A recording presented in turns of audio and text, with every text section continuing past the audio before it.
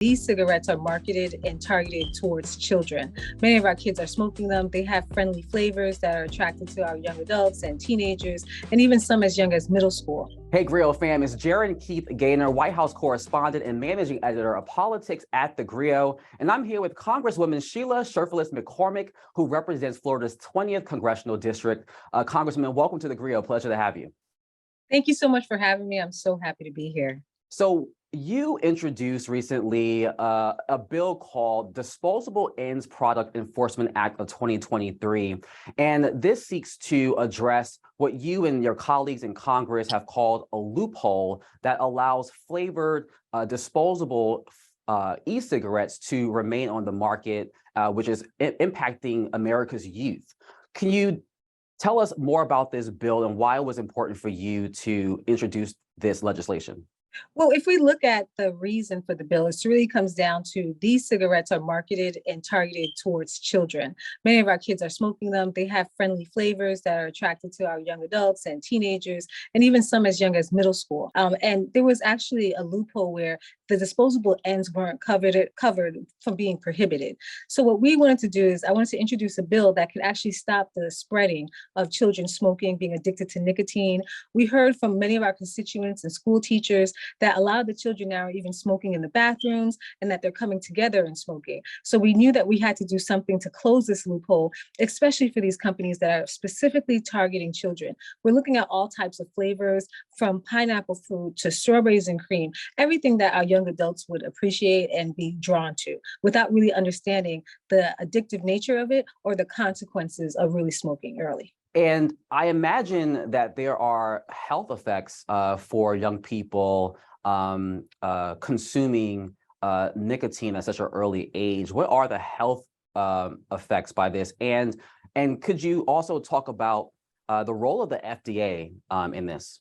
Well, the biggest health effect that we find is the addiction to nicotine can actually grow and expand, but also the effects that we've known for years that nicotine has on the body, from the lungs to being more prone to cancer and just being exposed to so many different illnesses that come with smoking and nicotine addiction. That's our biggest concern. But also with that, when you have young people who aren't aware of the consequences, who aren't aware that, hey, you know, this has a great smell and it seems like it's candy, but it's not candy, right? A lot of the times that we're associating these flavors with candy and sugars, not knowing that this could be a lifelong addiction that can expose you to all types of cancer, from throat cancer to mouth cancer, just everything. The FDA has a real important role here where they can actually say that, hey, that these disposable ends are no longer allowed to be sold, especially in supermarkets.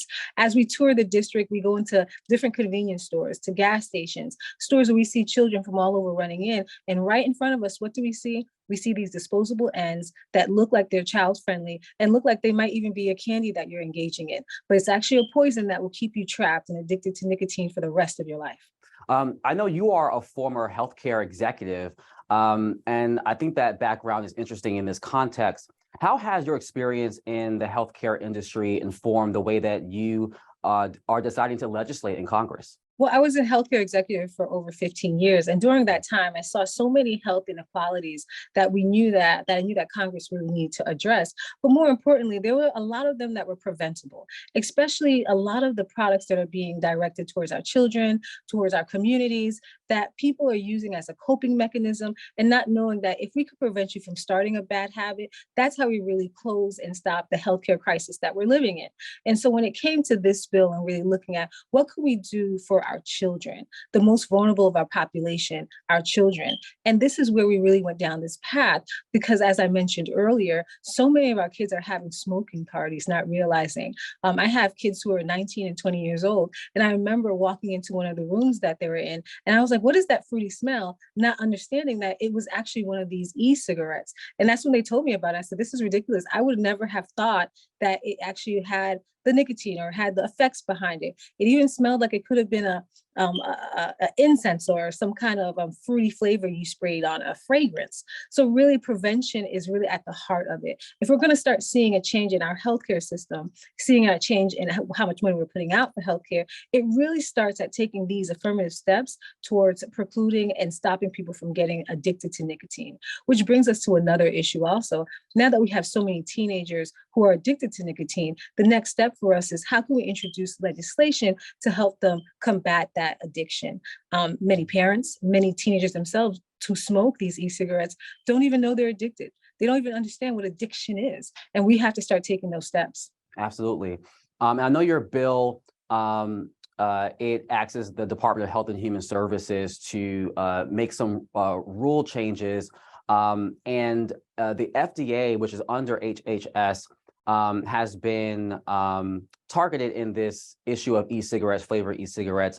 Your colleague on the Senate side, Senator Dick Durbin, sent a letter to the FDA, the head of the FDA, on this issue because there's been a delay in reviewing applications for these manufacturers. Any sense of why the FDA is kind of dragging the ball on this issue? I don't have a sense of why they're dragging it, but I do know our responsibility is to make sure they stop dragging it and we close that loophole. That is our responsibility to the American parents, to our American parents, and also our children, is to make sure it's closed. And sure, they'll probably figure out another way to create another addictive product for our children. But every time they keep raising up a new product or finding a new loophole, we have to act immediately to close it to protect our families. And President Joe Biden, of course, is a very powerful man. And we're talking about the FDA, HHS, under his administration. What is your message to the president and to the White House on this issue? Well, I encourage the president to stand with us and to help us pass this legislation so we can protect our kids. The sooner we can handle this and close this loophole, the sooner we'll be able to rehabilitate our children and protect the rest of our children who haven't been exposed just yet.